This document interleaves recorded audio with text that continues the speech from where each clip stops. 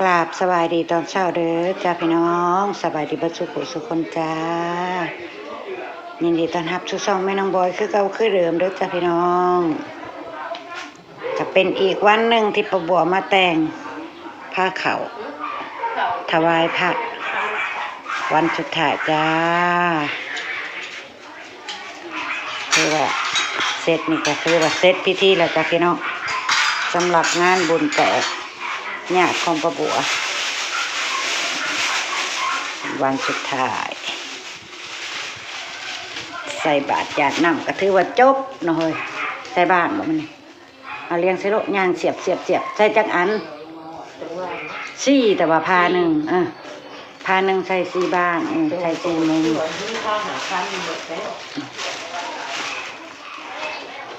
พาเสริมตีพา5,000ใช่ไหมนขันวันนั่นน่ะ5,000ก็หลายได้เอาใช่รถนะเฮ้ยแล้วเพิ่นก็เก็บรวมกันคือเก่าบ่แม่นติพาไผพามันบ่สลับใส่ซะอาหารการกินก็สิประมาณนี้แหละพี่น้องของหวานของข้าวผักผมมีในหนิวมีแหงอะไรจับได้จะทำก็ได้ที่ผมก็จะใครอะไรซื้อต้อนตอนนี้ติดใส่กระทงพุ่นข้าวปิ้งอยู่ไปเอาน้ำข้าวมงข้าวปิ้งพุ่นเอาลูกนะนี่ซื้อต้อนนะจ้อยกระทงเจียขอแก่สิแม่นใช่เลยจ้อยบ้างจัดคนละอันคนละแนว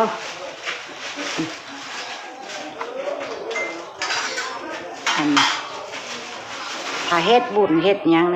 บ้านประบัวเพิ่นสิขาดอันนี้บ่ได้เลยเนี่ยพี่น้องบ่บางนำผ้าขาวเนาะเฮ้ยถ้ามีเงินบาทก็ใส่เงินบาทมีเงินเก็บก็ใส่เงินเก็บใส่ผ้าขาวผ้าละ4 อันเนาะ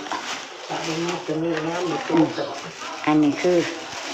บ้างนำผ้าขาวเพิ่นว่าเฮ็ดผ้าขาวจำได้กระทาบ่มีอันนี้คือบ่จบ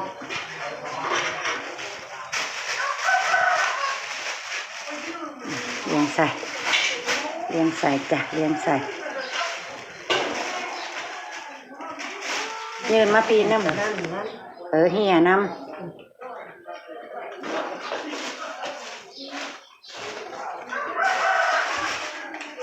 โกโก้ออกไหมโกโก้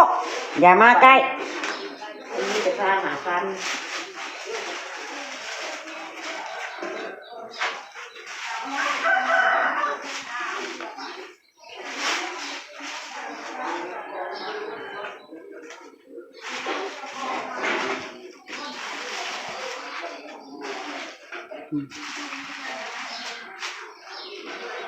ยินดีต้อนรับทุกช่องแม่น้องบอยคือเก่าคือเดิมเด้อจ้าพี่น้องจ้า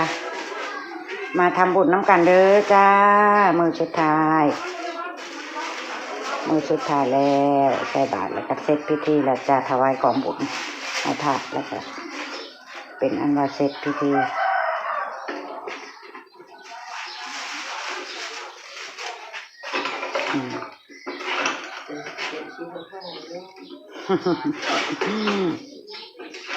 โกโก้โกโก้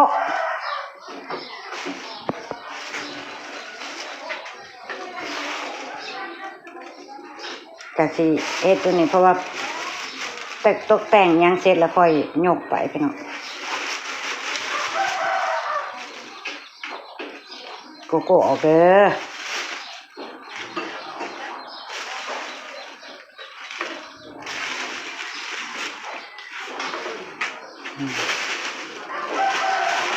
ครบเฮ้ย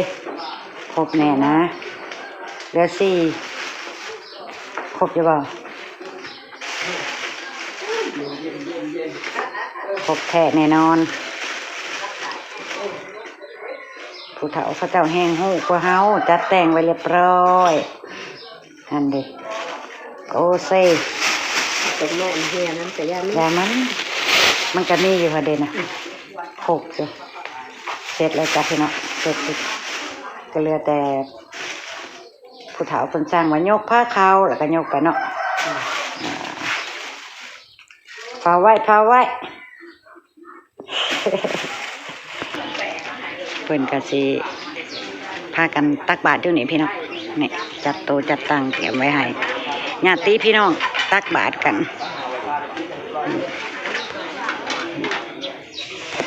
เพิ่นก็สิเตรียมของให้ญาติใส่บาตรกันมื้อนี้ของที่เตรียมใส่บาตรพี่น้อง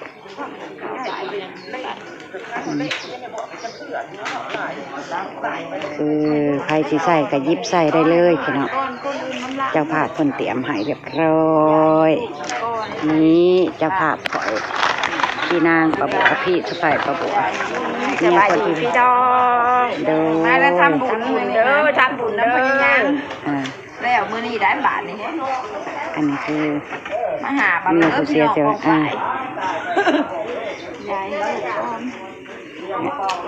เตรียมแนวใส่บน คือโคตรมันกระบอกโคกแล้วกระบอกโคกใดบ่ได้ก็คือปั่นแล้วเฮ้ย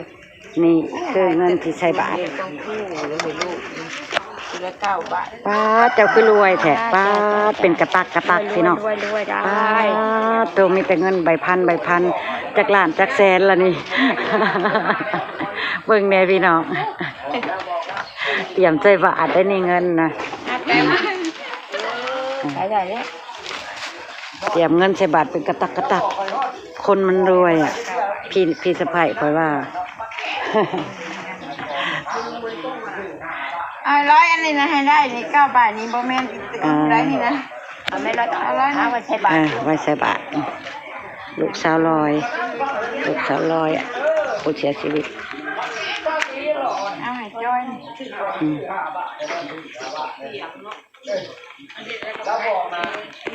อ้ามโคตรนี่ให้มันได้9เด้อร้อยกับ9 ยุทธนะแม่น้องนิวก็มาใส่บาตร มาใส่บาตรนำพี่น้องน้ำยาคูมาพี่น้องมาใส่บาตรยาคูคนบริเวณวัดตอนแรกนะคิดกันว่าจะมาใส่ในวัดนี้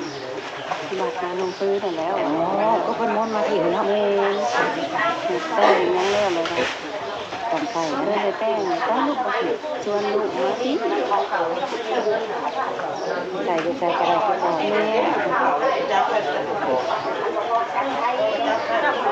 จะใส่คือกำลังใส่กันเป็นข้าวที่ใส่ก่อนบรรยากาศการใส่บรรยากาศตักบาตร มันเป็นเรื่องหลาย พี่ ข่าวนั้น พี่จะลืมข่อยแล้ว คอยดันเอาใช่โลดแล้วก็ได้ ใส่รถเนาะ โอ้ใช่คนนี้มา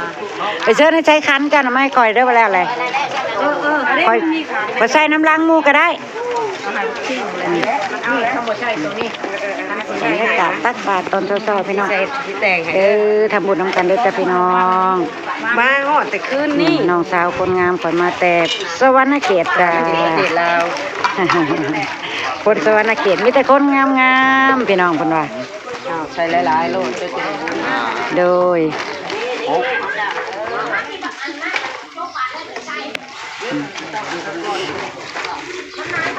เอาบุญน้ำกันเด้อพี่น้องเด้อโดย ไปถ่ายเจ้า น้องสาวข่อย ไปแม่ไปใส่ไหมก่อนจะถ่าย มือสั่นดิด ไปใส่ไหมจ้า โดย พูนไปทางหน้าพูนไปทางหน้าไปทางหน้า เออเกิดได้พี่น้อง ถอดเลยดิ ได้เลยดิได้แล้วได้ใส่บาตรต้องถอดเกิดได้ไม่ใช่อยู่นี่ลูกเว้ยจับแล้วแม่ลูกนี้นี่จะไปทั้งที่ไปทั้งที่ไม่กระยานบริใจมาไม่กระยานบริทางหูบางขันแง่รอข้าวรอแมวมันแนวนี้ปัจจัยสำคัญก็คือใส่บาตรจานน้ำนี่แหละเนาะปัจจัยสำคัญของการเฮ็ดบุญใส่บาตรมา นี่คือบอกเดียวใช่ไหมเนี่ยบอกเลย ใส่จะเพื่อแล้วมันเพื่อกันใส่จะเพื่อแล้วใส่บาทจะเพื่อแล้วมือในซ้อมเพื่ออะไรแล้ววันเช้าก่อยว่าจะเอาบุญมาให้นี่นี่เดียวนะซ้อมเพื่อใช่แล้วมาทันได้ใช่ก่อนใส่ยักษ์ก่อนเดี๋ยวน้ำลายมันอะไรมันเวิร์กเด้อ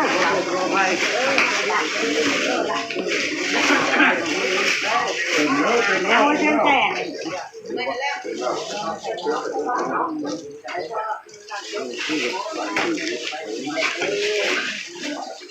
โดนแล้วลูกโดนเลยทีแล้วมันโดนปะบอกเอาเลยว่าไรเนาะ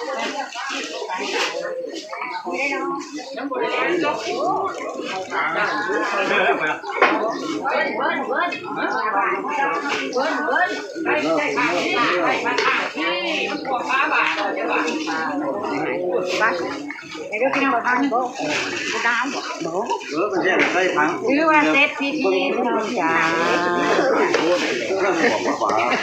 เอาขันใส่ขันมาดีดิใส่ขันเดียวนะ ขอบคุณมือกล้องคนสวยจ้าก็บอกกันจะเก็บภาพบรรยากาศการทำบุญใส่บาตรแจกเขาวหาญาติของประบัวไว้ซ้ำนี้แล้วเด้อจ้าพี่น้องพบกันคลิปหนาจ้าไปแล้วค่ะ